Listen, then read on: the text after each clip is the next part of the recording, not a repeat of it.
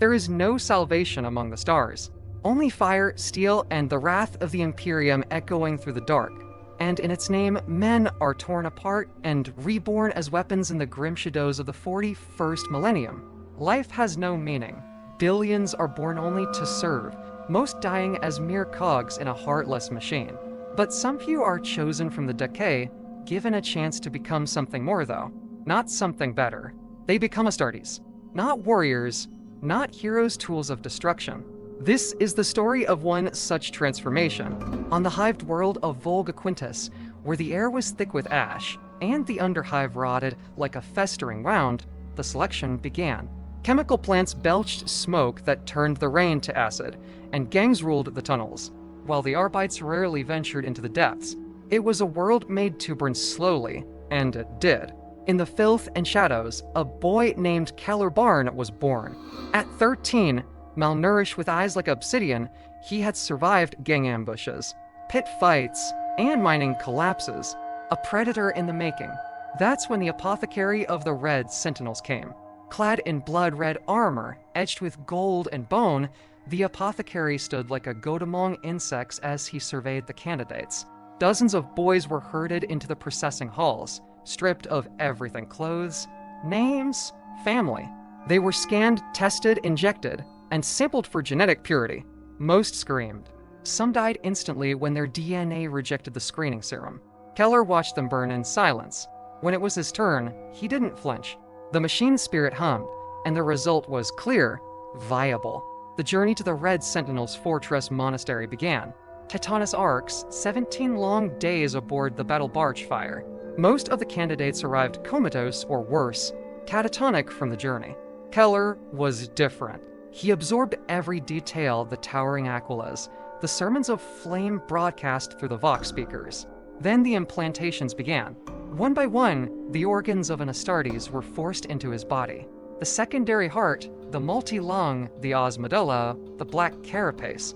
19 sacred gifts, each one a trial of agony, given without anesthesia. The Red Sentinels gave no mercy. Keller endured fevered dreams. He saw the Emperor not as a savior, but as a flame, consuming all impurity. A voice whispered, "Endure or be erased." He woke, screaming blood. Instructors beat him for it.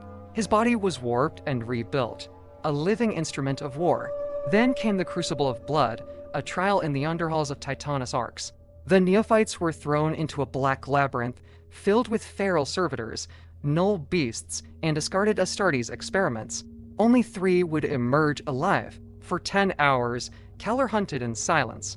He slit a rival's throat with an improvised blade. He used a servoskull as bait. In the final chamber, he faced a corrupted neophyte, one who had succumbed to few whispers of chaos. Keller killed him without mercy, then carved a purity seal into his own chest with the enemy's teeth. He emerged, bloodied and victorious. As he knelt before the chaplain, Keller remembered his mother's last words: "Survive, even if you must become a monster." He had forgotten her face. He would never forget the pain. That was all that remained of his humanity, a whisper in a storm. Keller was now Brother Varn. His name was erased. His first deployment was to the Crix's Belt, fighting a Xeno infestation. Though new to the battle, he led a flank assault, purging the tunnels with Promethuman bolter fire. One survivor called him a demon. Another begged for death. He granted them both. Later, during a joint operation with the Inquisition, Brother Varn encountered a psyker who saw something in him. Not a warrior, but a potential alpha, something far beyond a simple marine. The psyker vanished in the night, and the data was erased. Was Varn more than a marine? Was he a relic of something lost? His apothecary never answered. Years passed, and Brother Varn knelt in silence, stripped of his armor. His body was no longer human. Scars, ridges, and inhuman muscles covered him. He no longer dreamed. He no longer remembered. He recited the litany of hate. "I shall know no fear. I shall know no mercy, for I am wrath incarnate. I am the weapon of the throne." The baptism of fire was upon him. The sky over Druz Sicanundus was a wound that never healed, forever leaking rust and poison. Its clouds churned with the waste of 1,000 manufactorums. The rain was acid, always hungry. The world was a graveyard of forgotten civilization, its bones jutting from the ash in the form of collapsed hab blocks and shattered spires. Somewhere below the storm, the red Sentinels descended. Brother Varn stood in the belly of the drop pod, his new armor unfamiliar, the ceramite pressing against his skin. His squad was silent. The liturgies had been recited, the oaths sworn. Now came only the descent, the long fall from the heavens, the promise of fire and blood. The pod struck the surface with a force that rattled even his gene-forged bones. Darkness. A shriek of tortured metal. Then, the hatches blew open, and the world erupted in fire. Varn surged forward, bolter raised, his vision narrowing to a tunnel of movement and threats. The streets of Dravis Secundus were choked with debris. Corpses fused to the earth. The air stank of promethium and decay. The Volgrothi were everywhere. Once, they had been men miners, laborers, the forgotten poor. Now, their bodies were twisted by alien spores, flesh and metal fused in grotesque imitation of the Emperor's design. Varn's first kill as a full Astartes was almost an afterthought. A Volgrothi hybrid lunged from the shadows, rebar in hand. Varn's bolter barked once, the round detonating inside its chest. It collapsed in a spray of black ichor. Varn stepped over the corpse, not breaking stride. His squad advanced in perfect formation. They were death incarnate. They moved from cover to cover, clearing nests with disciplined bursts of fire. The enemy was relentless, but the red Sentinels were more so. Every engagement was a lesson in brutality. No quarter, no hesitation, no mercy. In the ruins of a hab block, they found survivors. Civilians, if such a word still meant anything here. Their bodies were ravaged by exposure to the Volgrothi spores. Skin sloughed from bone, eyes wild with pain and terror. Some begged for mercy in broken Low Gothic. Others attacked, driven mad by agony. Brother Sergeant Marius ordered a purge. Varn obeyed. He hesitated only once. A child, no older than he had been when the apothecary found him, crawled from the shadows. Her arm twisted at an impossible angle. She reached for him, her eyes wide with hope and horror. For a heartbeat, Keller Varn remembered his mother's voice, the warmth of a hand that no longer existed. Then the memory burned away, consumed by the fire of duty. He turned from the child as the flamer roared behind him. The screams were lost in the thunder of war. They pressed deeper into the underhive, where the air grew thick with spores and thewels pulsed with unnatural light. Here, the Volgrothi had built their nests, a vast warren of bone and rust crawling with abominations. The squad moved in silence, straining for the next threat. It came without warning. A Volgrothi brute twice the height of a man burst from the shadows. Its body was a mass of writhing cables and bone. Brother Lucian met it head-on.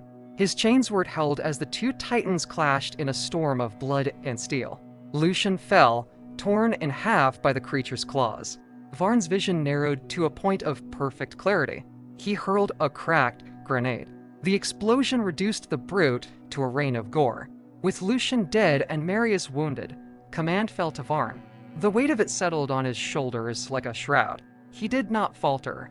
He led the squad onward, deeper into the labyrinth. They encountered new horrors, Volgrothi hybrids capable of wielding psychic fire, their minds twisted by the warp's influence. The air shimmered with unnatural heat as bolts of warp fire licked at ceramite and flesh. Varn's armor was scorched, his mind assaulted by visions of burning worlds and screaming souls. He clung to the liturgies, reciting them beneath his breath, each word a bulwark against madness. In the heart of the underhive, they found the source of the infestation, a great pit, its walls lined with the corpses of the fallen. At its center, a Volgrothi matriarch writhed, her body swollen with eggs, her eyes burning with malevolent intelligence. Around her, cultists chanted in a tongue that was not quite human. Varn led the assault.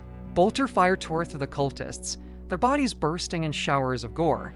The matriarch screamed, a sound that rattled teeth and curdled blood. She lashed out with psychic force, hurling Varn across the chamber. He rose battered but unbroken and charged. Chains were met flesh, cutting through bone. The battle was a blur of blood and agony. At last, the matriarch fell, her death throes shaking the chamber. The pit began to collapse, the walls buckling as the alien corruption lost its grip. Varn ordered the retreat, dragging the wounded and the dying with him. They emerged into the ruins, battered but victorious. The chaplain met them at the extraction point, his armor scorched, his eyes burning with fanatical light. He commended Varn's resolve, his purity of purpose. Varn felt nothing. The acid rain washed the blood from his armor, but not from his memory. As the Thunderhawk lifted off, Varn looked back at the burning city. Somewhere in the ruins, something watched. A presence older and darker than the Volgrothi. Its gaze lingered on him like a brand. He felt its weight, the promise of trials yet to come. In the silence of the gunship, Varn recited the liturgies. He remembered the child's eyes, the echo of his mother's voice. He wondered, for a moment, what he had become. The answer was simple and terrible. He was the Emperor's wrath made flesh. He was the fire that consumed all impurity. He was a weapon. Nothing more, nothing less. And the war was only beginning. The squad's fracture. The squad gathered in the ruined shell of a manufactorum, waiting for extraction. The air was thick with the stench of promethium and charred flesh. Brother Sergeant Marius, wounded and pale, nodded to Varn. "You led well," he said, his words simple, but they carried weight. Varn nodded in return, feeling nothing. Brother Cassian, the youngest of the squad, knelt beside Lucian's broken body. He whispered a prayer, his voice trembling. Varn watched, remembering the first time he had seen death, how it had seemed monstrous, impossible. Now it was simply another fact of existence. The chaplain strode among them, his Crozius Arcanum gleaming in the dim light. "We are the Emperor's wrath," he intoned. "We are the fire that purges the unclean. Remember this, brothers. Remember what you are." Varn looked at his hands, stained with blood, both Xenos and human. He felt the weight of every life he had taken, every order he had given. He wondered if the others felt it too, or if, like him, they had learned to bury it beneath layers of ritual and obedience, echoes of the past. As they waited, Varn's thoughts drifted. He remembered the apothecary, the endless hours of agony as his body was remade. He remembered the voice that had whispered to him in the dark, promising power and demanding obedience. He remembered the psyker on Volga Quintus, the one who had looked at him and seen something more than a weapon. "You are more than a weapon. You are a key." The words echoed in his mind, mingling with the liturgies. He wondered what they meant. Wondered if, somewhere beneath the layers of gene-forged muscle and ceramite, there was still a fragment of Calibarn left, the shadow in the ash. As the Thunderhawk carried them away, Varn looked down at Druz Secundus. The city burned, the flames casting long shadows across the ruins. Somewhere in the darkness, something moved, a presence, ancient and patient, watching, waiting. Varn felt its gaze, cold and unblinking. He knew with a certainty that went beyond reason that this was only the beginning. The Volgrothi were a symptom, not the disease. Something deeper, older, was at work. He recited the liturgies, clinging to ritual as a drowning man clings to driftwood. He wondered what he had become, and what he would become before the end. A new mutation, hints of a greater power manipulating events from the shadows. The fire of war has only just begun. Brother Varn's trial is far from over. The shadow within nightmares in the void. The oath of fire drifted through the void. Its hull scarred by battle, its halls heavy with the silence of the dead. In the apothecary's chambers, Brother Varn lay sleepless. His mind was more tumultuous than any war zone. The wounds of Dravis Secundus had healed, but the scars beneath his skin remained raw-and unquiet.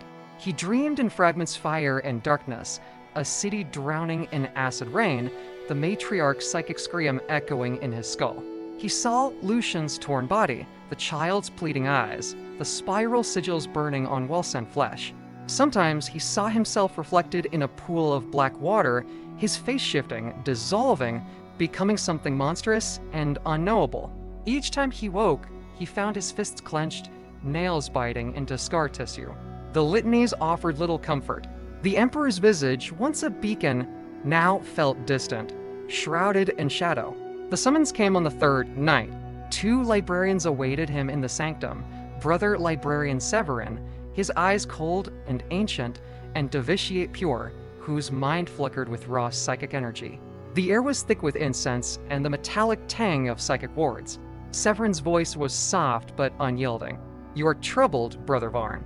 The scars of Druz Secundus run deeper than flesh. Varn met his gaze, unblinking. I am the Emperor made me. Are you? Piercing words cut like a blade. Or are you something else? They led Varn to the heart of the Liberius, a chamber lined with runes and relics. Here, the psychic probe began. Severin's mind brushed against his own, gentle as a scalpel, relentless as a storm. Memories flickered, the apothecary's agony, the pit's horror, the psyker's warning on Volga Quintus. You are more than a weapon. You are a key. The probe pressed deeper. Varn felt his identity unraveling, threads of memory and instinct exposed. Examine, Judge? For a moment, he glimpsed something vast and cold, a shadow moving through the warp, its eyes fixed on him. He recoiled, gasping. Severin withdrew, his expression unreadable. There is a darkness within you, brother. It is not of chaos, but it is not wholly of the Emperor either. Varn's voice was iron. I serve the throne, nothing else, Severin nodded, but Pure's eyes lingered on Varn, searching for answers in the silence. Whispers and paranoia spread like wildfire through the red Sentinels. Brothers who once nodded in respect now glanced away. Their greetings became curt and uncertain. In the training cages, Varn felt their eyes on him, measuring, doubting, fearing. Brother Cashin, once eager for his approval, now kept his distance. Only the chaplain remained unchanged, his faith a bulwark against suspicion. Doubt is the weapon of the enemy, he intoned. Trust in the Emperor and in your brothers, but trust was a fragile thing. In the mess, Varn overheard whispers, rumors of gene flaws, hidden heresy.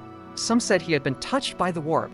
Others muttered of forbidden experiments, of the apothecary's secretive rituals. Varn ignored them. He threw himself into training, into ritual, into the endless cycle of preparation and prayer. But the shadow within him grew. The murder in the shadows. One night, the silence shattered. Brother Sergeant Marius was found dead in his cell, his throat slit. His blood used to scrawl a spiral sigil on the wall. Panic rippled through the company. The chaplain declared a state of penance. The librarians began an inquest. Varn was summoned and interrogated. His every word was weighed and measured. He denied any knowledge, his voice steady, his eyes pulling away, but doubt gnawed at them. The sigil was the same as those of Draz Secundus, the same as the once that haunted his dreams. The squad fractured. Brothers accused one another in hushed voices. Some looked to Varn for leadership, others saw only a threat. The chaplain called for unity, but unity was a memory lost in the storm of fear. The trial by ordeal. The chapter master decreed a trial by ordeal. The suspects, among them Varn, were sent into the training pits. Their weapons dulled, their armor stripped to the barest protection. The rules were simple. Survive and prove your loyalty. The ordeal was brutal. Varn fought with calculated fury, his every move a lesson in controlled violence. He faced Brother Cashin in the final round. Their friendship burned away by suspicion. The fight was savage, desperate. In the end, Varn stood victorious, bloodied, but unbroken. The chaplain declared his loyalty proven, but the shadow remained. The Inquisitor's visit. As the wounds of the ordeal healed, a new threat arrived. Inquisitor Malaki, clad in black and silver, his rosarius gleaming, demanded an audience with Varn. The Inquisitor's eyes were cold, his questions precise. You were present at Draz Secundus. You survived where others fell. Why? Varn met his gaze unflinching. I endured. That is what I was made for. Malaki smiled, thin and humorless. The Emperor has many weapons. Some are more dangerous than others. He produced a data slate, its contents redacted. Your gene seed is unusual. There are anomalies. Tell me, Brother Varn, do you dream? Varn hesitated. No, not anymore. Malachi's smile widened. Good. Dreams are dangerous. The Inquisitor left as suddenly as he had arrived, but his presence lingered like a toxin. Varn felt the weight of unseen eyes, the pressure of secrets he could not name. The message. That night, Varn returned to his cell to find a message carved into the cerament off his bunk. The fire within burns both ways. He stared at the words, feeling the truth of them settle in his bones. The shadow within him was growing, fed by doubt, by fear, by the memory of pain. He wondered if he was becoming something more than a weapon or something less. The ritual of purity. In the chapel, beneath flickering candles and the stern gaze of the Emperor statue, Varn knelt in penance. The The chaplain anointed his brow with sacred oils, reciting the litanies of hate. I shall know no fear. I shall know no mercy, for I am wrath incarnate. I am the weapon of the throne. Varn repeated the words, but they felt hollow. He stared at the flame, watching it dance, wondering if it would consume him or reveal what lay beneath the gathering storm. The company prepares for war. The Volgrothy threat was not ended. Reports of new mutations of cult activity filtered in from the outer worlds. The Red Sentinels readied their weapons, their hearts hardened by loss and suspicion. Varn stood among them, his armor gleaming, his eyes cold. He felt the shadow within him stir hungry and restless. He wondered if he would survive the coming fire, or if he would be consumed by it.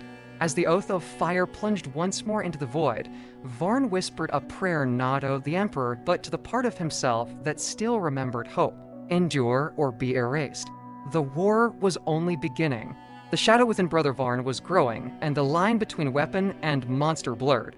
As the Red Sentinels prepared for a new campaign, secrets and suspicions threatened to tear them apart from within, and Varn's true nature might decide the fate of them all. The Siege of Iron. The gathering storm, the fortress monastery of Titanus Arx, loomed over the ash plains of Volga Quintus like a wound carved into the world. Its walls, blackened by centuries of war, bristled with gun emplacements and statues of forgotten heroes. Yet, within its sanctified halls, the Red Sentinels were uneasy. The shadow of Draz Secundus lingered, and Brother Varn felt it most of all an annoying presence, a whisper in the dark corners of his mind.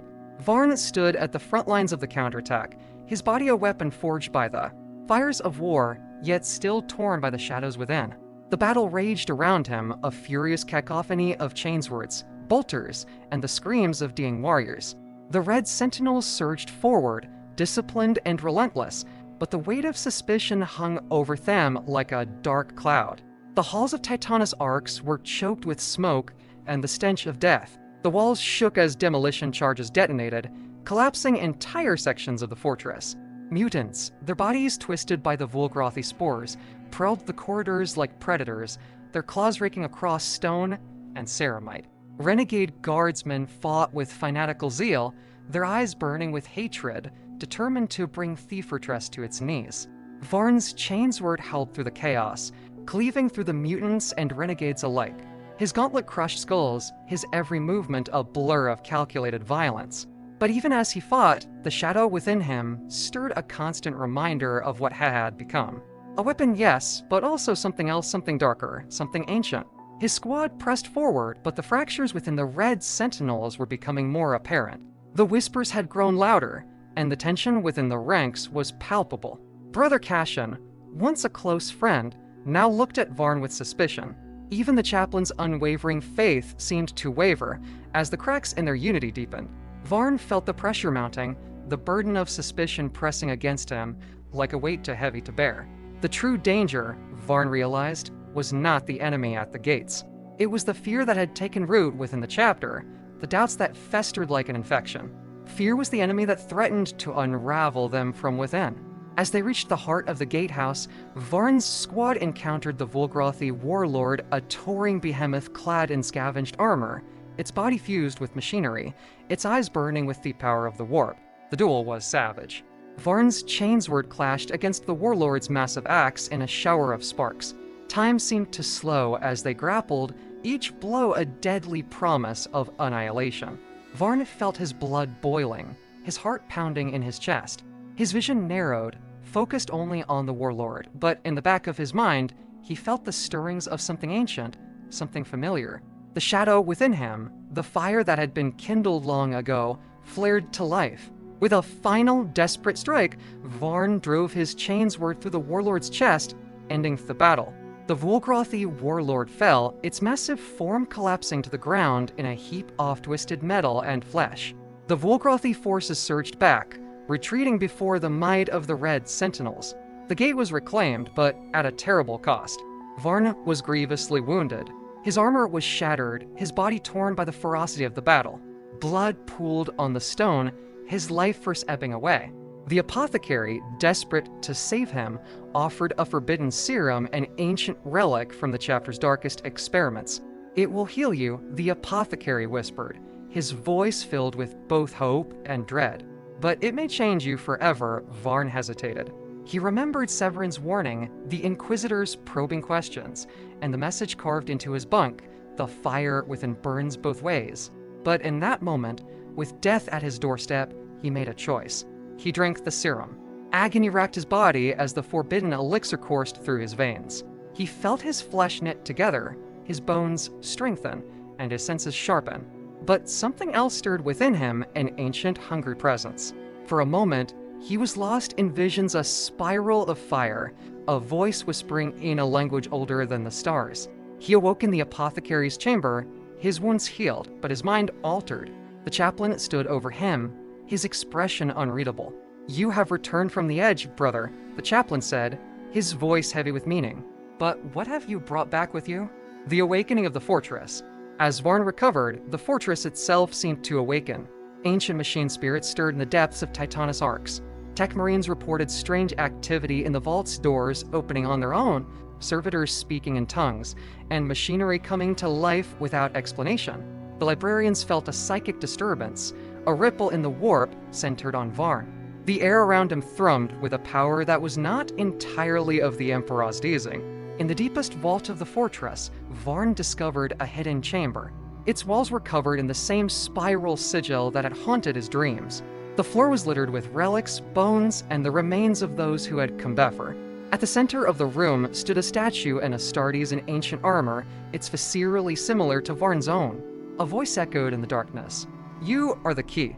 The fire within you is the fire of the first forge. Remember who you are." Varn knelt before the statue, feeling the weight of destiny settle upon his shoulders. He understood now. He was more than a weapon. He was a vessel for something ancient, something the chapter had tried to forget. The looting of the siege. With the gate reclaimed and the fortress awakening, the Red Sentinels rallied. They drove the Volgrothy mutants and renegades from the walls, purging the enemy with fire and blade. The siege was broken, but the cost was high. Half the chapter lay dead or wounded. The survivors were changed, hardened, haunted, and divided. In the aftermath, the chapter master convened a council. The Inquisitor returned, demanding answers. The librarians spoke of the psychic disturbance, the awakening of the fortress, and the Shanjes and Varn. Lord Arcturus turned to Varn, his gaze heavy with suspicion. "You have saved the chapter, brother, but at what price?" He asked. "What are you now?" Varn met his gaze, unflinching. "I am what the Emperor made me. I am what the fire has forged." The Inquisitor's eyes narrowed. "We shall see, the shadow remains." In the quiet that followed, Varn wandered the halls of Titanus arcs, feeling the ice off the machine spirits watching him, the weight of history pressing down upon him. He knelt in the chapel, reciting the litanies of hate, but the words felt different, older, deeper, filled with a meaning he could not grasp. He dreamed of fire and darkness, of a spiral turning endlessly. He saw the faces of the dead Lucian, Cassian, the warlord at the gate. He saw himself, both weapon and monster, savior and destroyer. The siege was over, but the real battle was just beginning. In the depths of the fortress, a shadow moved. The spiral sigil glowed faintly on the walls. A voice whispered in the darkness, ancient and patient. "The key has turned. The fire has been kindled. Soon, the true enemy will reveal itself." Brother Varn stood at the edge of the abyss, the fire within him burning brighter than ever. He was no longer just a weapon. He was a harbinger, and the Imperium would tremble at what he had become. The siege was over. The fortress had awakened, but the true test was yet to come. Vor's squad pressed forward every step of battle. Kashin fell to a mutant's blade, his death cry echoing in Vaughn's mind. The chaplain was wounded, his crotcheter. Varn felt the shadow within him surge, a cold, calculating fury that drove him onward. At the heart of the gatehouse, they faced the Volcroy warlord, a giant Claydon scavenge armor. His body fused with machinery, his eyes burning with warped fire. The duel was savage. Varn's chainsword met the warlord's axe in a storm of sparks and blood.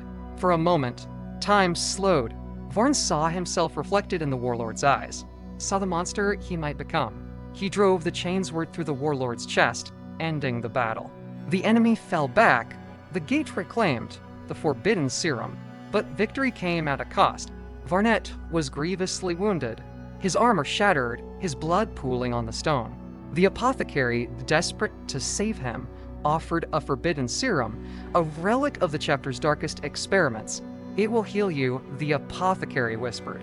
"But it may change you forever," Barn hesitated. He remembered Severone's warning. The Inquisitor's questions, the message cork into his cell, the fire within burns both ways. He drank the syrup. Agony racked his body. He felt his flesh knit, his bones strengthened, his senses sharpened. But he also felt something else, a presence stirring within him, ancient and hungry. For a moment, he was lost in visions. A spiral of fire, a voice whispering in a language older than the stars. He awoke in the apathy, his wounds healed, his mind altered. The chaplain stood over him, his expression unreadable. "You have returned from the edge, brother. But what have you brought back with you?" "The awakening of the fortress." As Vaughn recovered, the fortress itself seemed to awaken. Ancient machine spirits stirred in the depths. The Tech Marines reported strange activity in the vault's doors opening on their own. Servitors speaking in unknown tongues. The librarians sensed a psychic disturbance, a ripple in the warp centered on Vaughn. In the deepest vault, Vaughn discovered a hidden chamber. Its walls were covered in the spiral sigil, its floor littered with relics and bones. At its center stood a statue and Astartes and ancient armor, his face eerily similar to Varnzen. A voice echoed in the darkness. "You are the key. The fire within you is the fire of the first porch. Remember who you are." Varn knelt before the statue, feeling the weight of destiny settle on his shoulders. He understood at last that he was more than a weapon. He was a vessel for something ancient, something the chapter had tried to forget. The lifting of the siege with the gates reclaimed and the fortress awakening. The Red Sentinels rallied. They drove the enemy from the walls, purging the Wolgraphy and renegades with fire and blade. The siege was broken, but the cost was high. Half the chapter lay dead or wounded. The survivors were changed, hardened, haunted, divided. In the aftermath, the chapter master convened a council. The Inquisitor returned, demanding answers. The librarians spoke of the psychic disturbance, the awakening of the fortress, the changes in Varn. Lord Arcturus turned to Varn. "You have saved the chapter, but at what price? What are you now, brother?" Varn met his gaze, unflinching. "I am what the Emperor made me. I am what the fire has forged." The Inquisitor's eyes narrowed. "We shall see." The shadow remains in the quiet that followed. Barn wandered the halls of Titonus Arcs. He felt the eyes of the machine spirits, the weight of history pressing down upon him. He knelt in the chapel, reciting the litanies, but the words felt changed older, deeper, filled with a meaning he could not grasp. He dreamed of fire and darkness, of a spiral turning endlessly. He saw the faces of the dead, the child on Druz Secundus, Lucian Cassian, Thur Lord at the gate.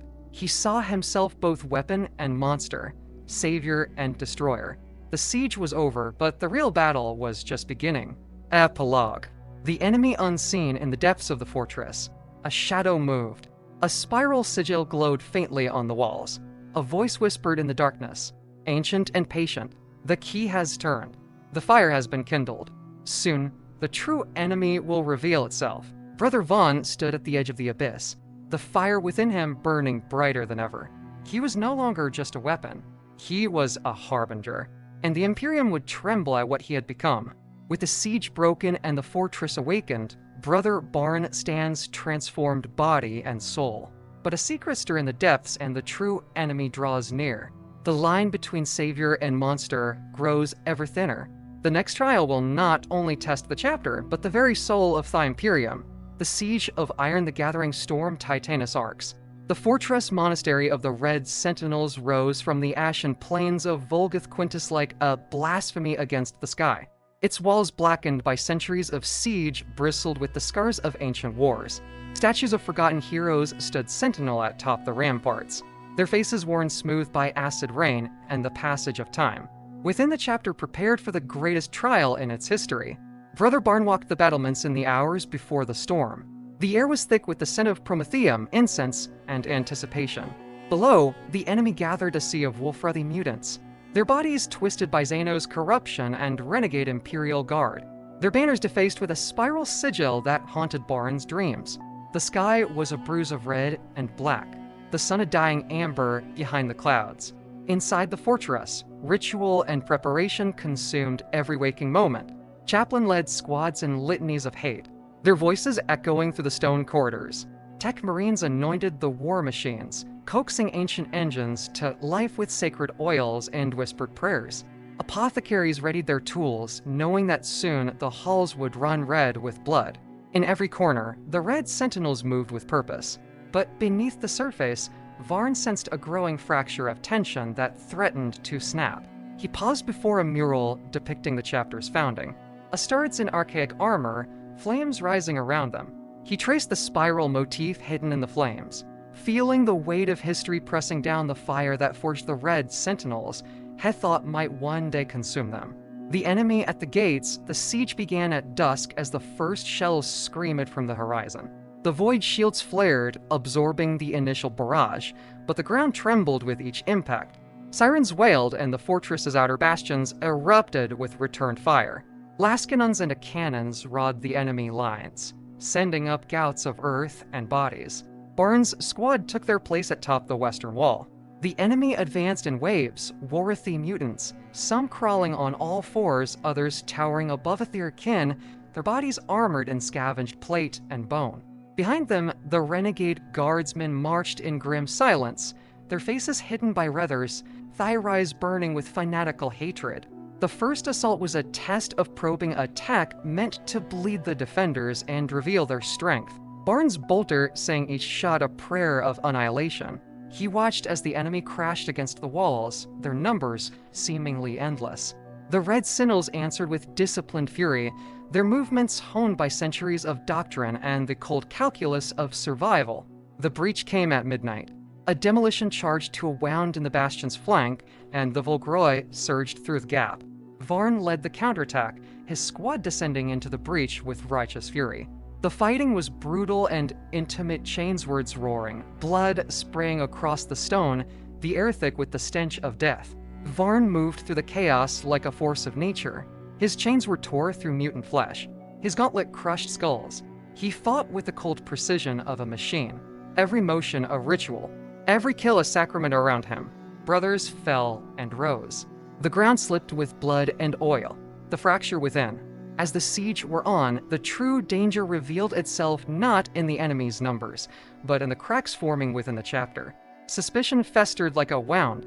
Brothers whispered of traitors of psychers gone rogue, of the shadow that had followed Von since Drast Secundus. In the Apotherian, wounded Marines spoke of nightmares, visions of a burning spiral, a voice castling from the darkness. The chaplain redoubled their sermons, but faith alone could not silence the fear. The librarians prowled the halls, their eyes haunted, their minds tuned to the warp's subtle currents. Varn felt the pressure mounting. He was summoned repeatedly by the librarius, questioned about his dreams, his memories, the whispers that haunted him. Brother, librarian Sever warned him. There is a fracture in the soul of this chapter of Brother. If it widens, we may all be lost. Varn returned to his squad, his silence growing heavier. Castian, once his friend, now looked at him with suspicion. Even the chaplain's faith seemed strength. The bonds that had once united the red Sentinels now threatened to unravel. The enemy within on the third night, a murder shattered the uneasy equilibrium. Brother Sergeant Marius was found dead in his cell. His throat slit, his blood used to scrawl a spiral sigil on the wall. Panic rippled through the company. The chaplain declared a state of penance. The librarians began an inquest. Varna was summoned and interrogated, his every word weighed and measured. He denied any knowledge. His voice steady, his eyes cold, but doubt nodded at him. The sigil was the same as those on Drast Secundus, the same as the ones that haunted his dreams. The squad fractured. Brothers accused one another in hushed voices. Some looked to Barn for leadership. Others saw only a threat. The chaplain called for unity, but unity was a memory, lost in the storm of fear. The counterattack on the fourth night. The enemy breached the main gate. The fortress shook as the ancient adamantium doors buckled under the assault of Wolgrathi Warangeans. The chapter master ordered a counterattack. Varn was to lead a strike force to reclaim the gate and restore the defenses. The assault was a descent into hell. The corridors were choked with smoke and bodies. Wolgrathi abominations pled the halls, their claws raking stone and ceramite. Renegade guardsmen fought with suicidal zeal, detonating charges that collapsed entire galleries. Varn's squad pressed forward every step of battle. Kashin fell to a mutant's blade, his death cry echoing in Varn's mind. The chaplain was wounded, his cross shattered. Varn felt the shadow within him surge a cold, calculating fury that drove him onward. At the heart of the gatehouse, they faced the Warathi warlord, a giant Clayton scavenge armor. His body fused with machinery, his eyes burning with warped fire. The duel was savage. Varn's chainsword met the warlord's axe in a storm of sparks and blood. For a moment, time slowed. Varn saw himself reflected in the warlord's eyes, saw the monster he might become. He drove the chainsword through the warlord's chest, ending the battle. The enemy fell back. The gate reclaimed. The forbidden serum, but victory came at a cost. Varnet was grievously wounded, his armor shattered, his blood pooling on the stone. The apothecary, desperate to save him, offered a forbidden serum, a relic of the chapter's darkest experiments. "It will heal you," the apothecary whispered. "But it may change you forever." Varn hesitated. He remembered Severone's warning, the Inquisitor's questions, the message carved into his cell. The fire within burns both ways. He drank the serum. Agony rocked his body. He felt his flesh knit, his bones strengthen, his senses sharpened. But he also felt something else of presence stirring within him, ancient and hungry. For a moment, he was lost in visions. A spiral of fire, a voice whispering in a language older than the stars. He awoke in the apothecarian, his wounds healed, his mind altered. The chaplain stood over him, his expression unreadable. "You have returned from the edge, brother, but what have you brought back with you?" The awakening of the fortress. As Varn recovered, the fortress itself seemed to awaken. Ancient machine spirits stirred in depth. The Tech Marines reported strange activity in the vault's doors opening on their own. Servitors speaking in unknown tongues. The librarians sensed a psychic disturbance, a ripple in the warp centered on Vaughn. In the deepest vault, Varn discovered a hidden chamber.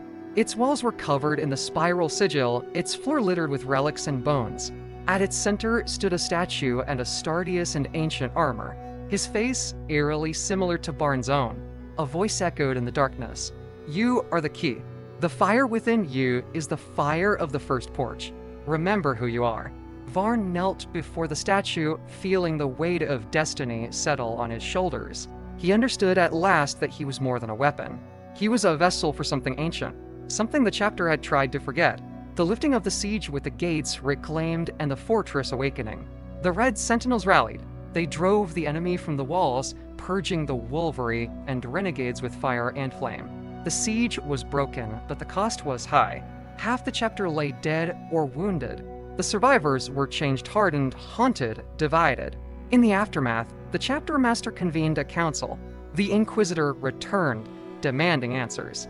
The librarians spoke of the psychic disturbance, the awakening of the fortress, the changes in Varn. Lord Arcturus turned to Varn.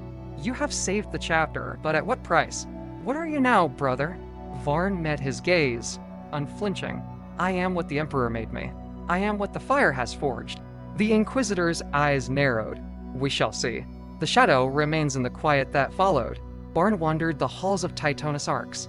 He felt the eyes of the machine spirits, the weight of history pressing down upon him. He knelt in the chapel, reciting the litanies, but the words felt changed older, deeper, filled with a meaning he could not grasp. He dreamed of fire in darkness, of a spiral turning endlessly. He saw the faces of the dead, the child on Druz Secundus, Lucian Cashin, Thurlord at the gate. He saw himself both weapon and monster, savior and destroyer. The siege was over, but the real battle was just beginning. Epilogue. The enemy unseen in the depths of the fortress. A shadow moved. A spiral sigil glowed faintly on the walls. A voice whispered in the darkness, ancient and patient. "The key has turned. The fire has been kindled. Soon, the true enemy will reveal itself." Brother Vaughn stood at the edge of the abyss, the fire within him burning brighter than ever. He was no longer just a weapon.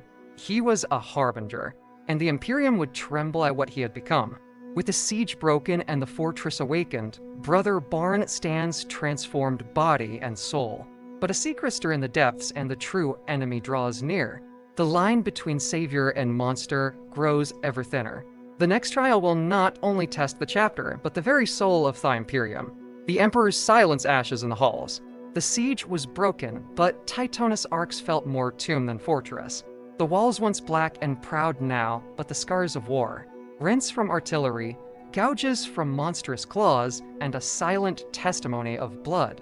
The banners of the red Sentinels hung lamp, their crimson faded to brown, the gold thread dulled by smoke and sorrow.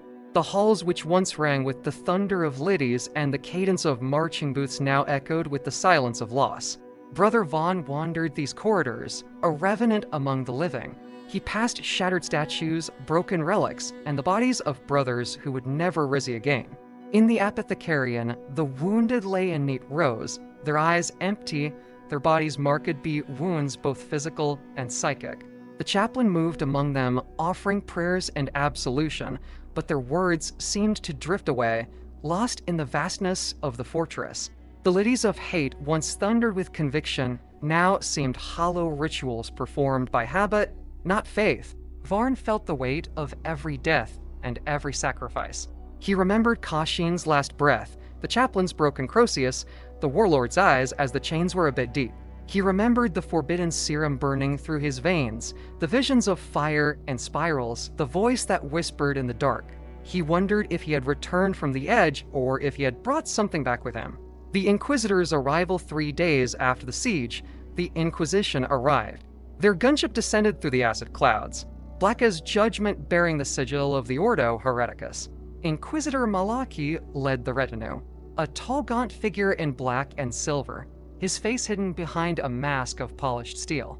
He was accompanied by silent acolytes, servo skulls, and a pair of gray armored Deathwatch Marines whose visors betrayed nothing. The chapter master received them in the Hall of Oaths beneath the shattered banners of campaigns long past. The exchange was brief, formal, and cold. Malaki demanded records, genus seed samples, access to the librarius and the apothecarian. He asked questions with the precision of a surgeon, cutting through ritual and secrecy with a single word. Why? Why had the Vulgar returned? Why had the spiral sigil appeared within the walls? Why had so many brothers succumbed to madness and nightmare? Why had Brother Barnes survived when others had perished? Varn was summoned for questioning. The Inquisitor's chamber was a cell of stone and steel lit by a single lumen. Malaki sat behind a desk, his mask reflecting Varn's face of face that no longer seemed wholly human. "You are not what you appear to be," Malaki said, his voice black. "Your gene seed is anomalous. There are patterns here that do not match the records. Tell me, Brother Varn, what are you?" "I am a weapon of the Emperor," Vaughn replied, his voice steady. Malachi's eyes narrowed behind the mask. "Weapons are forged for a purpose. Some are discarded when that purpose is fulfilled. Others are kept hidden for wars yet to come." He slid a data slate across the desk. Redacted files, ancient orders, names and dates erased by time and decree. At the bottom, a single phrase, Alpha Genin, strain, Red Sentinels, Project, Promethean Key. "Do you know what this means?" Malaki asked. Barnes shook his head. The Inquisitor's silence was a blade. "You will soon." The Council of Shadows, the chapter master, convened a council in the Reclusium attended by the remaining captains, the senior librarians and the Inquisitor. The mood was tense, the air thick with incense and dread. The chaplain led the prayers, but his voice wavered on the final litany. Malaki spoke first. The Volrithian infestation was not random. The spiral sigil is a cipher, a marker used by certain Xenos cults and by the Ordo Xenos in certain black operations. There is evidence that your chapter's gene seed was tampered with centuries ago. Project Promethean Key was an attempt to create a new breed of artists, capable of surviving psychic warfare, resistant to corruption. But unstable, the librarians exchanged uneasy glances. Brother Sever spoke, his voice low. "We have long suspected anomalies in our gene seed, unusual resilience, occasional aberrations. We believed it a blessing. Perhaps it is a curse." The chapter master's fist slammed the table. "We are loyal. We have never faltered." Malachi's gaze was icy. "Loyalty is not in question. But the truth is, if the Red Sentinels are compromised, the Imperium must know. Brother Vaughn is the key. His survival, his visions, his transformation during the siege all point to something hidden within your chapter's past. Varn stood silent, the eyes of the council upon him. He felt the spiral turning within, the fire burning brighter. He wondered if he was still himself, or if he had become something else. Descent into memory that night, Vaughn returned to the hidden vault beneath the fortress. The spiral sigils glowed faintly on the walls, the air thick with the sin-awful incense and machine oil. He knelt before the statue, the ancient artist, whose face was his own. He closed his eyes, letting the memories come. The serum's fire, the voice in the darkness, the visions of burning worlds. He saw flashes of the past, apothecaries in crimson robes, chanting over gene bats, librarians, inscribing runes of warding, the first red sentinels marching to war, their eyes alight with purpose and fear. He saw himself again and again in different armor, different eras, a constant, a recurrence. The Promethean key forged and reforged always at the heart of the chapter's greatest trials. A voice whispered, "You're the weapon and the wound, the key and the lock, the fire that burns and the ash that remains." Varn opened his eyes. The statue's gaze was unchanging, but he felt its presence ancient. Patient expected. The test of faith days passed in a haze of ritual and suspicion. The Inquisition's investigations spread like a contagion. Brothers were questioned, records examined, relics scrutinized. The chaplain led nightly litanies, but attendance dwindled. Some brothers turned to silence, others to anger. Fights broke out in the training cages. Old grudges reignited by fear. Varn withdrew from his squad, spending hours in the chapel, reciting the lities until his voice was robbed. He found no comfort in the words. The Emperor's face on the altar seemed distant, shrouded in shadow. Brother Severn approached him one evening, his eyes haunted. "You are changing, Thorn. The fire within you is not just pain. It is potential, but it is also a threat. The Inquisitor will not hesitate to destroy you if he deems you a danger." Varn nodded. "I am what I was made to be." Severance's hand tightened on his shoulder. "And what is that?" Varn had no answer. The Inquisitor's ultimatum on the 7th day. Malaki summoned Varn to the Hall of Judgment. The chamber was cold, the walls lined with relics of past crusades. The Inquisitor stood beside a stasis casket, its surface etched with boarding runes. "You are to be sent to Terra," and Malaki said. "The High Lords will decide your fate. Until then, you will be held in stasis. The chapter will submit to further examination. Any resistance will be met with force." The chapter master protested, but the Death Watch Marines raised their bolters in silent warning.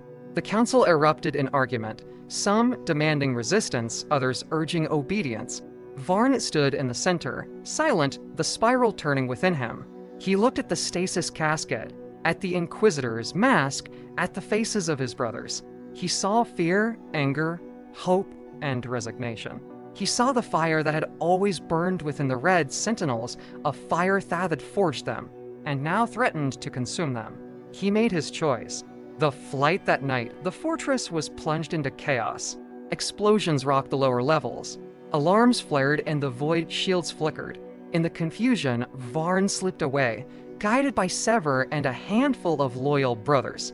They moved through secret passages past ancient wards and dormant servitors deeper into the vaults. The Inquisitor's acolytes pursued them, their footsteps echoing in the darkness. Bolter fire rang out, ricocheting off stone and ceramite. Varn led the way, his senses sharpened by the serum's lingering fire. He felt the spiral guiding him, pulling him toward a hidden chamber at the heart of the fortress. There, beneath the oldest part of Titanus Arcs, they found the truth. The heart of the spiral of the chamber was vast, its walls covered in ruins and sigils. Its for a mosaic of bone and gold. In the center stood a sarcophagus, its surface inscribed with a spiral. Around it, ancient machines hummed with dormant power. Varn approached, his heart pounding. Sever read the runes, his voice trembling. "This is the source. The Promethean key. The origin of Argene seed. The first red sentinel." The sarcophagus opened with a hiss. Inside lay a figure in archaic armor, his face identical to Barnes. The eyes flickered open, burning with an inner fire. A voice filled the chamber, ancient and terrible. "You're the echo and the promise. The fire that endures. The Emperor's silence is not absence. It is the space in which new fires are kindled." Barn fell to his knees, overwhelmed by the presence. Memories flooded his mind. Wars fought in forgotten ages. Sacrifices made in the name of survival. The endless cycle of death and rebirth. He saw the truth. The Red Sentinels were not just warriors. They were a crucible, a forge in which the Imperium's darkest secrets were tested. He rose, the fire within him burning brighter than ever. The Choice the Inquisitor and his Death Watch Marines burst into the chamber, weapons raised. Malachi's voice was cold. Step away from the sarcophagus. Surrender yourself. Barn looked at his brothers at sever at the ancient figure in the sarcophagus. He saw the spiral turning, the fire spreading. He made his choice. He stepped forward, placing his hand on the sarcophagus. The machines roared to life, the runes blazing with power. The fire surged through him, burning away doubt, fear, and pain. He became something more than Astarte, something ancient, something new. The Death Watch opened fire. Vulture rounds exploded against the walls, but Florin stood untouched, the fire shielding him. He spoke, his voice echoing with the power of ages. We are the Emperor's silence. We are the fire that endures. The Imperium will not fall to darkness, not while we remain. The Inquisitor fell back, his mask shattered, his eyes wide with terror. The Death Watch retreated, the fortress shaking with the force of the awakening. The new dawn when the smoke cleared. Varn stood alone in the chamber. The sarcophagus was empty, its occupant gone. The spiral glowed on the floor, a promise and a warning. He emerged from the vaults, his armor gleaming with new light. The chapter gathered in the courtyard, their eyes fixed on him. The chaplain knelt. The librarians bowed their heads. The chapter master saluted. Varn raised his sword, the fire burning within him. We are the Red Sentinels. We are the fire that endures. The Emperor's silence is our strength. Let the galaxy tremble, for we are reborn. The fortress echoed with the roar of 1,000 voices. The fire spreading through the halls. The spiral turning ever onward. The Emperor's silence in the darkness between the stars. A new fire broke. The Red Sentinels changed and awakened. Marched to war, not as mere weapons, but as harbingers of a new age. The Imperium watched weary and uncertain as the spiral spread. And in the silence of the Emperor's throne, a single spark flickered, waiting to ignite a future. Brother Barn has become more than a weapon. He is now the living key to the chapter's ancient purpose and perhaps to Thigh Imperium's survival or damation. As the Inquisition reels, the Red Sentinels prepare for a new war. One that will test the boundaries of faith, loyalty, and the very nature of humanity. The silence after Fire Titanus arcs was quiet, but it was not a peaceful silence. It was the silence that comes after a storm, the kind that settles over a battlefield when the last gun has fired and the last scream has faded. The fortress monastery of the Red Sentinels had survived the siege, but the cost was written everywhere in shattered stone, scorched banners, and the haunted ice off every space marine who walked its halls. Brother Barn moved through the corridors like a ghost. His footsteps echoed on the cold stone floors, but no one challenged him. Sometimes he would pass a group of brothers kneeling in prayer, their armor still dented and stained with blood. They would look up, and for a moment, their eyes would meet his. Some looked at him with hope, others with fear, and a few with something lycoc. Varn could not say which gaze troubled him more. The banners of the chapter hung with plea from the high arches. Their red and gold colors were muted by smoke and dust, and many had been torn during the fighting. The great statues of fallen heroes that lined the main hall had not escaped the battle. Some were missing limbs, others had been toppled and shattered. The names of the dead were being carved into the walls by silent serfs, the list growing longer each day. The air was thick with incense, but it could not hide the smell of promethium and blood. In the apothecarian, the wounded lay in rows. Some stared at the ceiling, lips moving in silent prayers. Others were lost in fever dreams, crying out for brothers who would never answer. The apothecaries worked without rest, their robes stained, their faces drawn.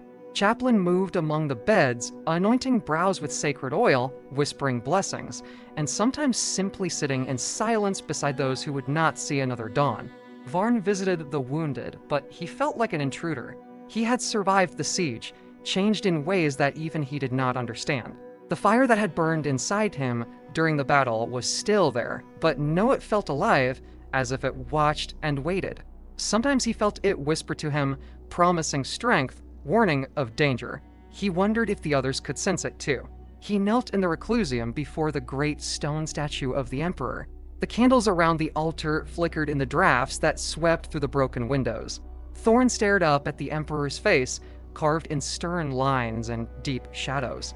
He searched for meaning in those cold eyes for a sign that what he had become was still worthy of the Emperor's trust, but the statue gave no answers. Outside, the fortress was being rebuilt. Tech Marines and servitors worked day and night, patching walls, repairing gun emplacements, and clearing rubble. The sounds of hammers and welding torches echoed through the halls, but the real wounds Varn knew were not in the stone. They were in the hearts and minds of the Red Sentinels. Rumors spread quickly. Some said that Varn had been chosen by the Emperor, that the fire inside him was a gift. Others whispered that he was cursed, that he had brought something back from the darkness. That now threatened them all. A few even claimed that he was no longer truly human, that he had become a something new, something dangerous. Varn did not know what to believe. He remembered the words of the first Sentinel spoken in a vision during the darkest hours of the siege. "You are the key and the wound." He did not know if it was a blessing or a warning. He tried to speak with the other leaders of the chapter, but even they seemed aduncher. The chapter master, Lord Arcturus, was changed by the siege. His hair was grayer, his eyes harder. He listened to concerns, but gave little advice. "We survived," he said, "but survival is not victory. We must decide what we are now." The librarians were even more distant. Brother Sean, the chief librarian, spent long hours in the vaults studying forbidden texts and ancient records. When Vaughn asked him about the fire, Severon only shook his head. "There are things in our blood that even we do not understand," he said. "Be careful, brother. Power is never free." The chaplain tried to keep the faith of the chapter strong. They led prayers in the ruined halls, their voices echoing off the stone. But Varn could hear the doubt in their words. The liddies of hate once spoken with certainty now sounded hollow. The Emperor's silence was heavier than ever. At night, Vaughn walked the battle. He looked out over the ash and plains that stretched to the horizon, remembering the waves of enemies that had crashed against the walls. He wondered how many more storms the Red Sentinels could endure. He wondered if the fire inside him would be their salvation or their doom. He was not alone in his doubts. Brothers who had fought beside him in the siege now kept their distance. Some avoided his gaze. Others watched him closely as if waiting for him to reveal some hidden truth. A few sought him out, asking for guidance for reassurance that the chapter still had a future. Varn tried to give them hope, but he was not sure he believed it himself. He spent long hours in meditation, searching his soul for answers. He remembered the faces of the dead, the screams of the dying, the feeling of fire burning through his veins as he fought. He remembered the vision of the first Sentinel, the sense that he was part of. Something larger, something ancient, and dangerous. He wondered what the Emperor wanted from him. Was he meant to lead the chapter into a new age, or to be its warning? Was the fire inside him a gift or a curse? He had no answers. In the silence after fire, all he could do was endure. He would carry the weight of his choices, the burden of his power, and the hopes of his brothers. He would wait for the next storm, knowing that when it came, he would have Ado decide once and for all what kind of fire he would become. The Council of Ashes, the Hall of Ashes, was a vast chamber deep within Titanusarchs. Its walls were blackened by centuries of incense and war smoke. The floor was cold stone, worn smooth by the footsteps of generations of Red Sentinels. Here, the leaders of the chapter gathered to decide their future. Lord Arcturus, the chapter master, sat at the head of the long table. His face was lined with age and worry. The siege had taken much from him, and the weight of command pressed heavily on his shoulders. Around him sat the captains, librarians, and chaplain, their armor scarred and faces grim. The air was thick with tension. The recent battles had left the chapter shaken. The Inquisition's presence loomed like a shadow, and the strange power within Brother unsettled many. Questions hung unspoken. Fears whispered in the silence. Arcturus spoke first, his voice steady, but heavy. "We have survived the fire, but we are not the same. The Imperium watches us closely. The Inquisition waits for any sign of weakness. We must decide who we are now and what path we will follow." Brother Sean, the chief librarian, rose next. His eyes were sharp, his voice calm, but firm. "The records we have uncovered tell a story older than we imagine. The Promethean Key Project was not just a legend. It was a real attempt to create a new kind of Astartes, one that could survive psychic warfare and resist corruption. But the cost was high. Instability, mutation, madness. He paused, letting the weight of his words settle. Our gene seed carry this legacy. The fire within Brother Barn is a sign of this ancient power. It is both a blessing and a curse. The chaplain, Brother Malthus, knelt before the altar and spoke with a voice that trembled with emotion. We're servants of the Emperor. Our faith must guide us. But what if the fire within us leads us away from his life? Are we still his chosen, or have we become something else? A heated debate followed. Some captains demanded secrecy, fearing the Imperium's wrath if the truth was known. Others called for confession and penance, hoping to cleanse the chapter of its hidden sins. A few, their faith shaken, whispered of exile for Vaughn and those touched by thief fire. Varn stood silently, feeling the spiral beneath his skin pulse with a strange warmth. When he finally spoke, his voice was low but clear. The fire inside us need not be only destruction. It can forge something new. We're not just weapons. We are what we choose to become. His words hung in the air, challenging old beliefs and offering a fragile hope. The council was divided, but the majority saw in Varna's symbol of survival and purpose. They agreed to embrace their transformation with caution to seek balance between the power within and their loyalty to the Emperor. The meeting ended with a solemn vow. The Red Sentinels would walk a new path, one of vigilance, strength, and tempered mercy. They would be the fire that forges, not the fire that consumes. As the leaders dispersed, Varn remained seated for a moment, feeling the weight of their decision. The road ahead was uncertain, but for the first time in a long while, he felt a flicker of hope. Descent to the depths the days after the Council of Ashes were heavy with purpose and uncertainty. Brother Varn, accompanied by Brother Severon, Chaplain Malthus, and a select group of brothers marked be the fire within, prepared for a pilgrimage into the deepest vaults of Titanus Arcs. These were places few dared to tread, where the oldest secrets of the Red Sentinels lay buried beneath layers of stone, steel, and silence. They moved through labyrinthine corridors, their footsteps muffled by dust and the weight of history.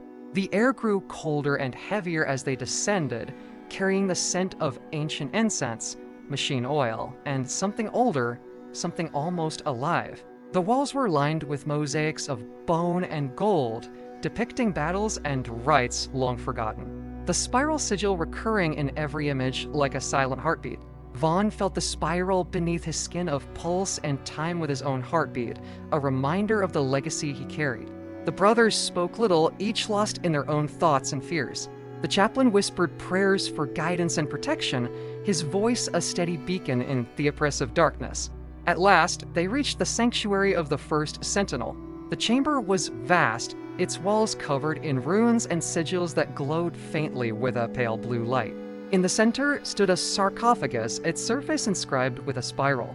The air thrummed with latent power, and the silence was so complete it seemed toprous against their minds. Varn approached the sarcophagus and knelt, placing his hand on the cold stone. A vision overwhelmed him.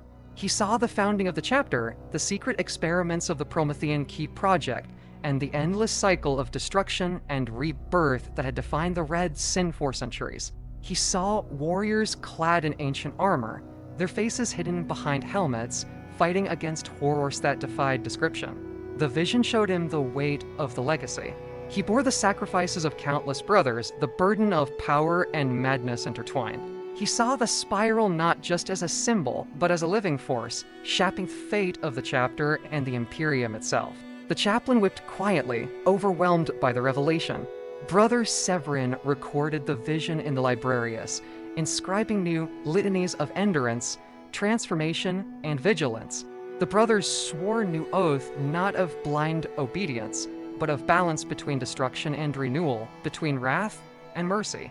As they left the sanctuary, Varn felt a renewed sense of purpose.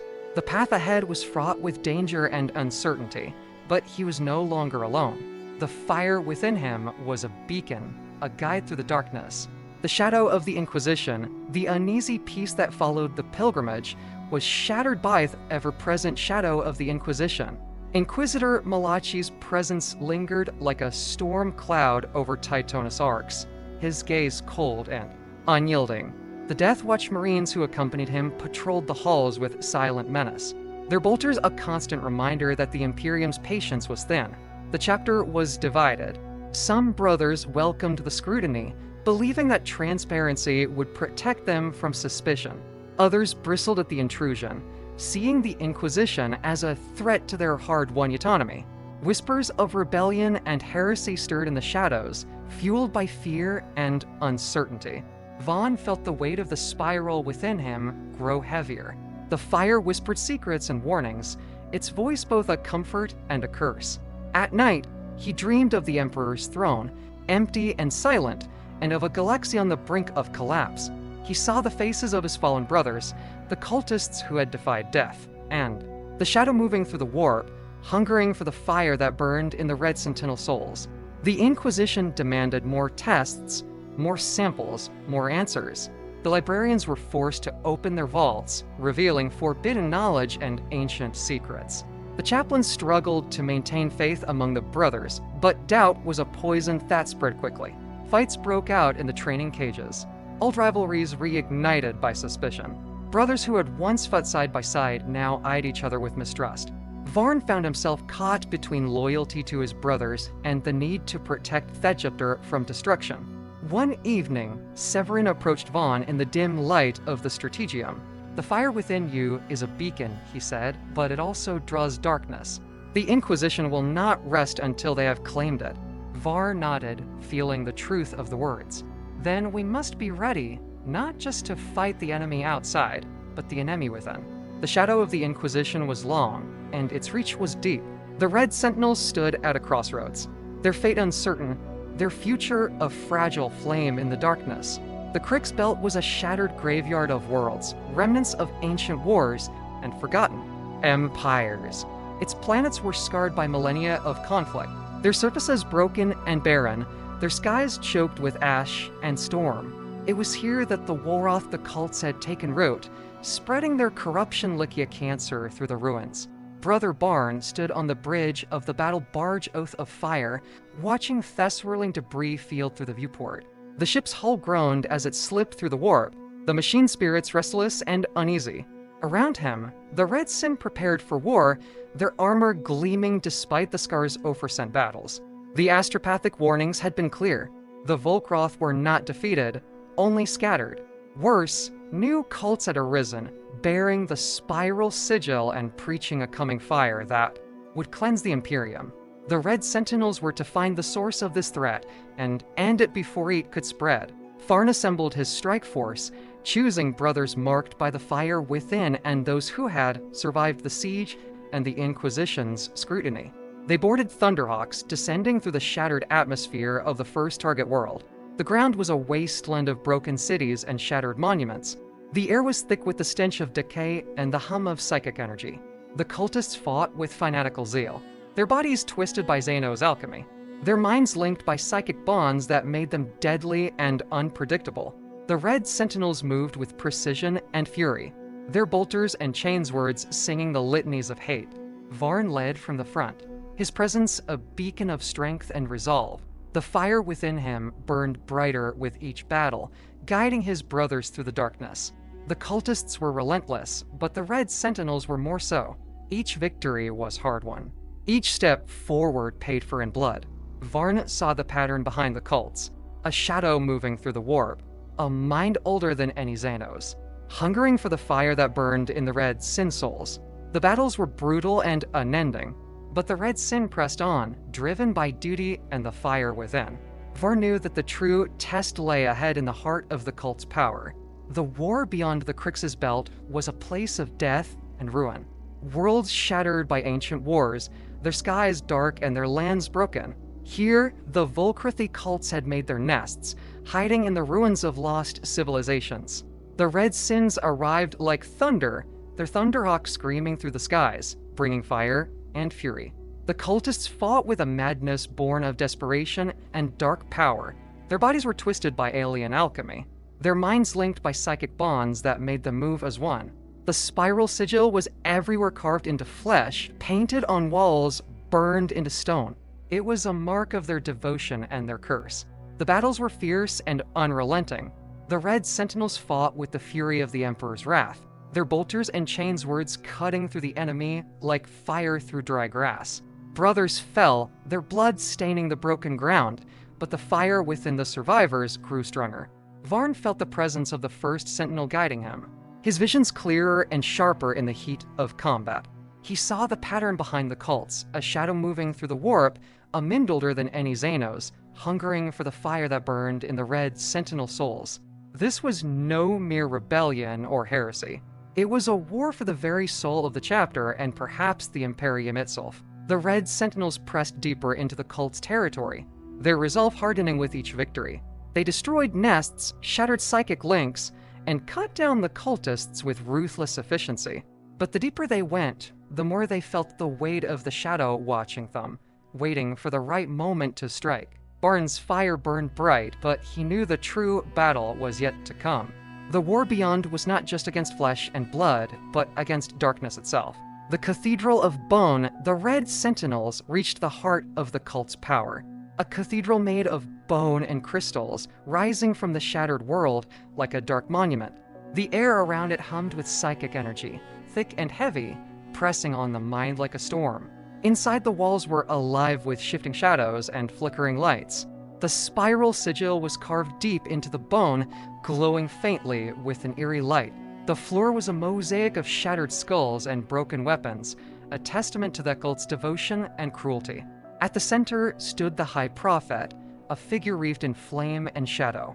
His eyes burned with stolen power, his voice a chorus of many voices, echoing through the cathedral like a dark hand. He spoke to Barn and his brothers, offering them a choice. Join the cult and become more than mere weapons. Become the spark that would ignite a new age of fire and power. His words were tempting, filled with promises of strength and freedom from the Emperor's silence. Varn felt the spiral with an emblazoned response, but he remembered the faces of his fallen brothers, the oaths sworn in blood, and the Emperor's silent watch. He refused the Prophet's offer, answering with fire and steel. The battle that followed was apocalyptic. Bolter fire lit the dark halls, chains were roared, and psychic flames clashed with the faith and fury of the Red Sentinels. The High Prophet wielded terrible power, but the brothers fought with unyielding resolve. In the end, the Prophet fell, consumed by the very fire he sought to control. The cathedral shook and began to collapse, the psychic storm breaking apart the cult's unity. The Red Sentinels emerged victorious, but scarred. The war had tested their faith, their strength, and their very souls. Varn knew that the true battle was not over. The fire within him burned brighter, and the spiral continued to turn. The choice after the battle in the Cathedral of Bone, the Red Sentinels stood amongst ruins, their armor scorched, and their bodies wearied. The victory was hard-won, but the cost was high. Many brothers lay dead or wounded, and the scars of war marked their souls as much as their flesh. Varn gathered his surviving brothers, their faces grim, but determined. The fire within him burned brighter than ever, a living force that both empowered and haunted him. He looked at the stars, feeling the spiral turned beneath his skin, a symbol off path they must choose. The chaplain spoke, his voice steady despite the weight of loss. We are changed. The fire inside us is both a gift and a curse. What will we become? Varn answered, his voice carrying the strength of his conviction. We will endure. We will be the fire that forges, not the fire that destroys. The Emperor's silence is not the end. It is the beginning of our purpose. The brothers swore new oaths, pledging to walk the path of balance between destruction and renewal. They would be warriors, yes, but also guardians and judges. They would fight with fury, but also with mercy. The spiral was not just a mark of their past. It was a guide to their future. Varn knew the road ahead would be difficult. The Imperium was vast and full of enemies, both seen and unseen. The Inquisition watched them closely, and the shadow of doubt lingered, but the Red Sin were reborn, forged in fire and shadow, ready to face whatever came next. Returned to Titanus Arcs, the Red Sentinels returned to their fortress, Monastery. Titanus Arcs bearing the scars and wisdom of their recent campaign. The battle barge oath of fire glided through the void. its hull battered but unbroken, carrying warriors who had faced death and emerged changed. The hum of the ship's engines was a constant reminder of the fragile boundary between life and oblivion, a boundary the brothers had crossed and returned from. As the ship approached the fortress, the ancient walls of Titanus Arx rose like a dark sentinel against the swirling ash clouds of Volgath Quintus. The fortress was a monument to centuries of war and sacrifice, its blackened stone etched with the marks of countless battles. The banners of the chapter fluttered weakly in the cold wind, their colors muted, but still proud, a testament to the resilience of the red Sentinels. The brothers gathered in the great courtyard, their armor marked by soot, blood, and the faint glow of the spiral sigil beneath their skin. They were fewer in number, their ranks thinned by battle, and the Inquisition's scrutiny, but their spirits burned brighter than ever. The siege and the war beyond had tested them in ways no training could prepare for, but they had endured. They had survived the fire and emerged, tempered like steel forged in flame. Lord Arcturus, the chapter master, awaited them at the head of the courtyard. His eyes were tired but resolute, reflecting the weight of command and the burden of loss. He greeted Varn with a nod, acknowledging the heavy mantle of the young warrior Nobor. The bond between them was unspoken, but deep, forged in shared trials and the silent understanding of duty. The presence of the Inquisition was still felt, though their agents kept a careful distance, watching and waiting for any sign of weakness or heresy. Rumors spread to the Imperium of a chapter reborn, of warriors who had walked through fire and emerged unbroken. Some whispered of miracles, others of dark pacts and forbidden power. The truth was known only to a few, and even they were uncertain of what the future held. Varn knelt before the altar in the Reclusium, the spiral glowing faintly beneath his ceremitiarmor. He prayed not for victory or glory, but for clarity and strength to guide his brothers through the uncertain days ahead. The Emperor's silence was no longer a void, but a space for new fires Tobe kindled, a silence filled with potential and purpose. The chapter began to rebuild, not just their fortress, but their purpose. New traditions were forged, blending the ancient rites with the hard lessons learned in Fire and Shadow. The Red Sentinels would walk a new path, one of balance, vigilance, and tempered wrath. They would be warriors, yes, but also guardians and judges, wielding their power with wisdom and restraint. The future was uncertain, but the fire within them was a beacon in the darkness. The spiral turned, a symbol of their enduring legacy and the trials yet to come. The Red Sentinels prepared for the wars ahead, their resolve unbroken, their faith tempered by fire and shadow. In the quiet moments, Varn reflected on the journey that had brought them here. From the underhive of Volgath Quintus to the burning ruins of Draz Secundas, through the siege of their fortress and the war in the Crix's belt, they had faced death-hand darkness. They had been tested by fire and found not broken, but reforged. He thought of the brothers who had fallen, their names etched into the stone walls of Titanus Arx, their sacrifice as a solemn reminder of the cost of survival. He thought of the chaplain's words, the librarian's warnings, and the inquisitor's cold gaze. He knew the path ahead would be fraught with danger, not just from enemies without, but from the shadows within. Yet, in the fire that burned inside him, Varn found hope. Hope that the Red Sentinels could become more than weapons of war, that they could be the flame that forged a new future for the Imperium, a future where strength was tempered by wisdom and wrath guided by mercy. The courtyard was filled with the murmurs of brothers reunited and the quiet sobs of post-morning. The air was thick with the scent of burning incense and the metallic tang of blood. Varn moved among his brothers, offering words of encouragement, though he felt the weight of their losses as keenly as his own. He stopped before the statue of the first Sentinel, a towering figure clad in ancient armor, its face obscured by a helm of bone and gold. The statue's eyes seemed to glow with an inner light, a reminder of the legacy that bound them all. Varn placed a hand on the cold stone, feeling the pulse of the spiral beneath the skin resonate with the ancient power that lingered in the fortress. The chapter's tech marines worked tirelessly to repair the war machines and fortifications damaged during the siege. The cling of hammers and the hiss of welding torches echoed through the halls, a symphony of renewal amid the ruins. Servitors moved in orderly procession, carrying supplies and tending to the wounded with mechanical precision. In the reclusium, the chaplain led the brothers in prayer, their voices rising and solemn, litanies that echoed off the stone walls. The litanies were no longer just words of hate and war. They had evolved into prayers for strength, endurance, and the wisdom to wield their power responsibly. Varnet spent long hours in meditation, seeking guidance from the Emperor and the first Sentinel. He wrestled with the fire within him, a force that was both a source of strength and a potential curse. The spiral was a constant presence, a reminder of the path he and his brothers had chosen, a path of fire and shadow, of destruction and rebirth. The Inquisition's agents remained a silent presence, their eyes ever watchful. Varn knew that their patience was limited and that any misstep could bring ruin to the chapter. He resolved to lead with caution and conviction to protect his brothers from both external threats and the dangers that lurked within. As the days passed, the Red Sentinels began to forge a new identity. They were no longer just warriors of the Emperor. They were guardians of a secret legacy, bearers of a fire that could either save or consume the Imperium. The spiral became a symbol of their rebirth, a mark of their resilience and Thierburden. Vor's leadership was tested as he navigated the complex politics of the chapter and the Imperium. He met with representatives of the Adeptus Mechanicus who sought to study the spiral and the gene seed anomalies.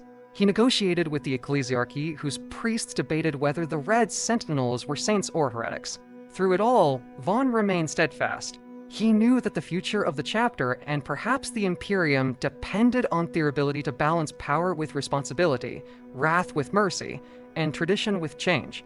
One evening, as the twin moons of Volgith Quintus rose over the fortress, Varnet stood alone on the battlements. The spiral beneath his skin pulsed softly, a steady rhythm that echoed the beating of his heart. He looked out over the darkened landscape, the ruins of a world scarred by war and hope. He whispered a vow to the Emperor and to the memory of his fallen brothers to carry the fire forward, to be the key and the wound, the flame that tenders through darkness and light. The Red Sentinels were reborn. The spiral turned, and the fire within them would never die. The spiral's legacy the months after the return to Titanus Arcs were a time of rebuilding and reflection. The Red Sentinels, though battered and reduced in number, found themselves changed in spirit as much as in body. The spiral sigil, once a secret mark of shame and mystery, became a quiet Badgoth resilience worn beneath armor, carved into the stone of the fortress and whispered in the prayers of the brothers. A chapter reforged, the chapter's daily life shifted. Old rituals were honored, but new ones were born out of necessity and revelation. The chaplain led litanies not only of hate and war, but of endurance, balance, and hope. The librarians inscribed new records chronicling the visions and lessons learned from the war beyond and the fire within. Brothers who had once doubted now sought counsel, asking how to live with the fire. That burned in their veins. Some feared it, others embraced it, but all understood that it was now part of what it meant to be a Red Sentinel. The spiral was no longer just a symbol of danger. It was a reminder of survival, of the ability to endure and adapt. The changing face of war. As the Red Sentinels returned to their duties across the Imperium, their reputation began to change. Other chapters watched them with a mix of suspicion and respect. Some whispered that the Sentinels were cursed, that their fire would one day consume Themel. Others saw them as a new kind of hope, a force that had faced the darkness and emerged not unscathed, but unbroken. On distant worlds, the Red Sentinels fought with a new purpose. They intervened in battles where hope was lost, appearing in the darkest hours to turn the tide. Their tactics became more flexible, their strategies shaped by the lessons of the spiral. Sometimes to destroy, sometimes to rebuild, always to endure. The spiral's hidden meaning within Titanus Arcs. Scholars and tech marines studied the spiral, seeking to understand its true nature. Some believed it was a genetic marker, a sign of the Promethean Key's legacy. Others thought it was a psychic resonance, a connection to something deeper in the war. A few more philosophical saw it as a metaphor for the cycle of destruction and rebirth that defined the chapter's history. Varn himself meditated on the spiral's meaning. He came to see it as both wound and keep, a reminder of pain, but also a gateway to growth. The fire within was not only a weapon, but a forge, a source of strength that, if mastered, could create something new. The burden of leadership as the years passed. Varn's role within the chapter grew. Brothers looked to him not just as a warrior, but as a guide. He bore the weight of their expectations.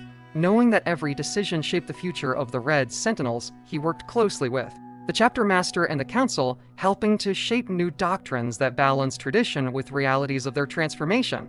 The Sentinels would remain loyal to the Emperor, but they would also honor the lessons of the spiral, to seek balance, to act with wisdom, and to remember that true strength was not just in the sword, but in the will to endure. The spiral in the Imperium word of the Red Sin's transformation spread throughout the Imperium. Some worlds welcomed them as saviors, others as omens. The ecclesiarchy debated whether to declare them saints or heretics. The Adeptus Mechanicus sent envoys to study their gene seed and the spiral's effects. The Inquisition watched from the shadows, wary but uncertain. Through it all, the Red Sentinels marched on.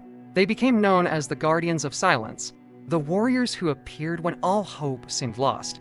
Their legend grew, and with it, the spiral's legacy, a legacy of hope in Thequiot moments. Kavarn would walk the halls of Titana's arcs, tracing the spiral carved into the stone. He remembered the brothers who had fallen, the battles fought, and the choices made. He knew the future would bring new trials, new fires to endure. But he also knew that the Red Sentinels were no longer just weapons of war. They were a beacon in the darkness, a flame that would never die. The spiral turned, and with each turn, the chapter grew stronger. Their legacy was not just one of ashes and loss, but of hope and endurance. The fire within them was both burden and blessing, a gift that would shape the fate of the Imperium for generations to come. The Council renewed the years after the Red Sentinels' rebirth were marked by both challenge and transformation. Titana's Arcs, once a fortress of tradition and unyielding doctrine, now became a place of debate and renewal. The spiral's legacy had changed the chapter's soul, and the time had come to decide what kind of future they would forge. A new gathering the Council convened in the Hall of Ashes, its walls now bearing not just the scars of war, but new mosaics depicting the spiral and the flames of rebirth. The chapter master, Lord Arcturus, presided with a steady hand, his authority tempered by the humility of survival. Beside him stood Varn, no longer just a brother, but a leader whose journey through fire had made him both symbol and guide. The council included captains, librarians, chaplain, tech marines, and sergeants. Their armor was marked by campaign and ritual, but their eyes were clear, focused on the path ahead. The air was thick with expectation. Voices of the chapter of the chaplain called for a renewal of faith, but one that acknowledged the spiral's lessons. We must honor the Emperor, but also the truth of what we have become. Our prayers must be for wisdom, not just wrath. The librarians urged a doctrine of vigilance and learning. The spiral is not only a wound, but a key to understanding our place in the galaxy. We must seek knowledge even when it frightens us. The captains spoke of practical needs, recruitment, alliances, and the defense of the chapter's worlds. We must be strong, but also adaptable. The Imperium is changing, and so must we. The Tech Marines reminded all of the machine's spirit's loyalty and the need to honor both flesh and steel. Our machines have endured with us. As we change, so must our rights and our respect for the tools of war. Varn's address when Vaughn stood to speak. The Hulk fell silent.